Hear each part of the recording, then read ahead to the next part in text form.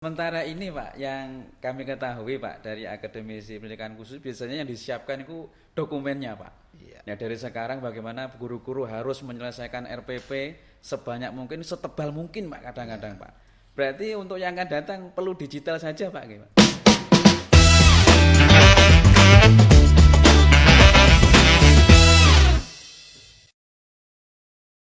Assalamualaikum warahmatullahi wabarakatuh. Selamat datang di podcast Diva Talkshow.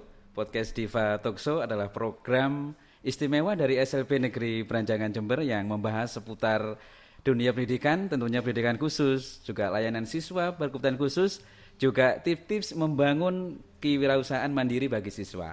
Tetapi sebelum kita langkah podcast selanjutnya, podcast ini didukung oleh Azza Rasa oleh-oleh dari Jember. Di podcast kali ini ya kita kedatangan tamu yang sangat luar biasa ya. Tentunya dari Dinas Pendidikan Provinsi Jawa Timur ya, dari Badan Akreditasi Nasional. Ya, dalam ini di hadapan kita Bapak Dr. Andes Muji Raharjo MPD. Selamat pagi, Pak. Selamat pagi, Assalamualaikum. Waalaikumsalam. Bagaimana Pak kedatangan di Jember ini, bagaimana rasanya di Jember ini? Oh, luar biasa. Luar biasa ya Pak ya. Banyak hal yang baru, cuacanya juga cukup sejuk. Sejuk Pak nggih. Iya. Walaupun situasi dan suasananya panas tapi di Jember ini masih dingin Pak. Masih dingin. Masih ya. dingin. Semua sehat semua Pak. Alhamdulillah sehat semua. Baik Pak Muji Raharjo, ini tentunya podcast kali ini ditunggu-tunggu oleh banyak akademisi Pak, tentunya di bidang pendidikan khusus, tentunya mengharap informasi terkait dengan akreditasi Pak, karena panjenengan adalah center daripada Badan Akreditasi Nasional, sudah dikenal di lingkungan pendidikan khusus dan layanan khusus. Iya. Ya. Dan tentunya di SLB Negeri Branjangan ini Pak, ini pada tahun ini ya tentunya bulan Oktober kemarin, bulan Oktober itu kami kedatangan kepala sekolah baru Pak. Iya. Ya, kepala sekolah baru, sehingga tahun 2004 yang akan datang ini kami akan melaksanakan akreditasi ulang Pak. Tentunya persiapan-persiapan yang harus kami laksanakan, dan ini bisa menjadi potret kami karena yang sebelumnya kami sudah mendapat akreditasi A. Alhamdulillah. Nah, makanya setelah reakreditasi ini tentunya kami harus mempertahankanlah minimal untuk menjadi tetap menjadi akreditasi A. Dan tentunya apa saja Pak informasi untuk reakreditasi ulang dari Pak Muji ini Pak? Baik, terima kasih. Kesempatan yang baik ini luar biasa. SLB Branjangan memberikan kesempatan pada saya untuk menyampaikan informasi tentang akreditasi. Seperti kebijakan terakhir yang menjadi dasar program kita, yaitu Peraturan Menteri Pendidikan Kebudayaan dan Riset Teknologi Republik Indonesia nomor 38 tahun 2023 ini menjadi acuan terbaru tentang program akreditasi, sehingga ini bisa menjadi pedoman kita bersama bahwa dalam pelaksanaan akreditasi mengacu pada aturan ini. Perlu saya sampaikan, sebenarnya 3 tahun terakhir ini kita sudah melaksanakan penilaian otomasi akreditasi. Otomasi akreditasi itu jika sekolah habis masa berlaku akreditasinya akan dilakukan audit. Nah, ketika diaudit maka akan ada 2 pilihan nanti, hasil auditnya bisa menjadi sasaran akreditasi, bisa diperpanjang 5 tahun. Jadi tidak perlu divisitasi. Itu.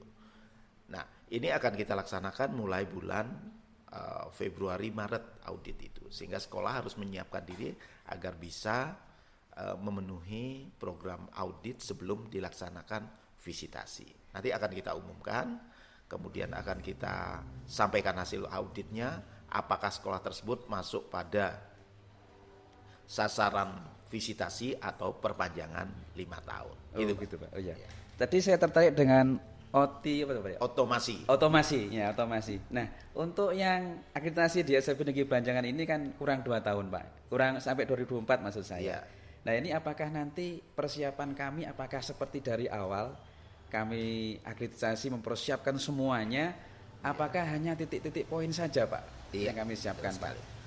Jadi dalam otomasi nanti yang dilihat adalah data primer melalui Dapodik. Sehingga nanti teman-teman di sekolah ini harus menyiapkan Dapodik dengan baik, mengisi update Dapodik dengan baik sesuai rentang waktu yang telah ditetapkan oleh pemerintah. Karena sering Dapodik tidak dilakukan update dengan baik. Iya begitu Pak. Mutasi siswa kadang-kadang tidak lengkap, mutasi guru, data guru, kemudian hasil AN juga tidak dimasukkan, sehingga ini akan menjadi penilaian jelek. Nah, saya mohon teman-teman bisa memperbaiki, melakukan update Dapodik dengan baik, karena data primer penilaian ini sebagian besar dari Dapodik. Berarti data digitalisasi itu sangat penting Pak ya. Penting sekali. Selain data offline ya, yang biasanya diterapkan juga online-nya juga memang harus sesuai dengan aslinya begitu Pak ya. Iya, ini data online yang menjadi data primer. Sedangkan data isian di Sispena itu nanti untuk yang akan divisitasi. Jadi data primer di Dapodik dan data raport mutu pendidikan itu juga menjadi data primer yang akan kita nilai. Iya ya Pak. Berarti persiapannya memang diawali dengan data Dapodik dulu Pak ya. Iya. Disempurnakan ya. Iya. Kalau nggak disempurnakan nanti mempunyai raport yang kurang baik Pak ya nanti. Iya. Pak. Oh begitu Pak. Jadi tidak mungkin akan bisa diperpanjang 5 tahun, maka akan menjadi sasaran visitasi. Oh nggih Pak. Untuk strateginya Pak, untuk menghadapi akreditasi ulang Pak, bagaimana Pak? Untuk bisa dipersiapkan juga bisa di-share atau dibagikan dengan teman-teman yang lain juga mempunyai hal yang sama dengan kami mungkin strateginya? Ya, strategi pertama, pastikan bahwa program pendidikan di sini berjalan dengan lancar. Secara manajerial, isian Dapodik menjadi data primer harus diisi sesuai dengan apa yang menjadi tagihan di Dapodik. Lakukan eksekusi secara berencana, berkala, agar Dapodik menjadi sehat. Kita sebut sehat gitu. Gitu Pak. Ya. Kemudian asesmen nasional juga dilakukan dengan baik.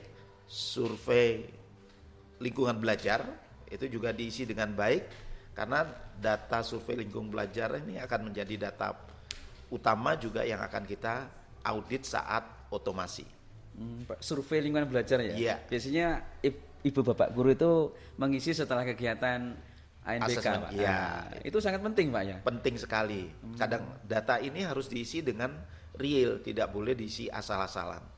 Karena selama ini banyak diisi pokoknya terisi. Pokoknya yang terbaik gitu Pak ya? Iya, diisi dengan baik. Nggih. Sesuai dengan kondisi real yang ada di sekolah. Untuk reakreditasi yang akan datang Pak, ini biasanya kalau akreditasi itu salah satu potensi penilaian yang sangat konkret itu masalah sarana prasarana Pak. Nah ini apakah tetap menjadi salah satu acuan Pak untuk menjadi penilaian konkret untuk sarana prasarana untuk akreditasi? Untuk sarana prasarana cukup diupdate di Dapodik Pak. Sedangkan untuk visitasi nanti tidak akan ada penilaian sarana prasarana. Nanti ada 4 komponen yang akan dinilai saat visitasi. Pertama, mutu guru, mutu lulusan, manajemen sekolah, terus penilaian. Itu yang akan kita nilai. Gini. Berarti persiapan kita tadi harus dipersiapkan Pak ya, dari jauh-jauh hari Pak ya. Betul. Dari saya ini sudah sedini mungkin harus dipersiapkan untuk akreditasi tahun 2024 yang akan datang. Iya. Karena akreditasi sekarang bukan menilai dokumen, yang dinilai adalah performance sekolah. Jadi bagaimana proses pembelajarannya, bagaimana pemanfaatan media, bagaimana pemanfaatan sumber-sumber belajar yang ada seperti perpustakaan, laboratorium dan lain-lain. Itu yang kita lihat. Berarti bukan dari dokumen Pak, dokumen seperti yang tahun-tahun sebelumnya Pak, kita harus menumpuk beberapa dokumen, kemudian apalagi ditumpuk di meja dengan beberapa standar, itu tidak seperti itu Pak? Tidak seperti itu. Jadi cukup nanti tunjukkan program sekolah, kemudian RPP yang digunakan guru. Nanti lebih banyak akan berkecimpung di sana. Dokumen hanya sebagai data awal untuk validasi. Kemudian yang banyak verifikasi dan klarifikasi serta konfirmasi tentang program kegiatan yang di sekolah. Jadi performance sekolah itu akan muncul dari sana. Nanti hasil akreditasi itu tentang performance sekolah, bukan tentang kelengkapan dokumen sekolah atau tentang kelengkapan sarana sekolah, bukan itu nanti. Sementara ini Pak, yang kami ketahui Pak dari akademisi pendidikan khusus biasanya yang disiapkan itu dokumennya Pak. Iya. Ya dari sekarang bagaimana guru-guru harus menyelesaikan RPP sebanyak mungkin, setebal mungkin Pak kadang-kadang Pak. Berarti untuk yang akan datang perlu digital saja Pak? Cukup Bisa digital. Pak? Jadi nanti tidak perlu menyiapkan dokumen banyak, langsung dokumen dikirim dalam bentuk dokumen digital, itu sudah cukup. Cukup Pak nggih. Cukup. Nah, untuk akreditasi Pak, ini apakah online apakah offline Pak? Kalau yang sebelumnya di kemarin itu masih masih Covid itu kan online Pak. Apakah reakreditasi juga online apakah langsung Pak datang Pak dari pihak BAN?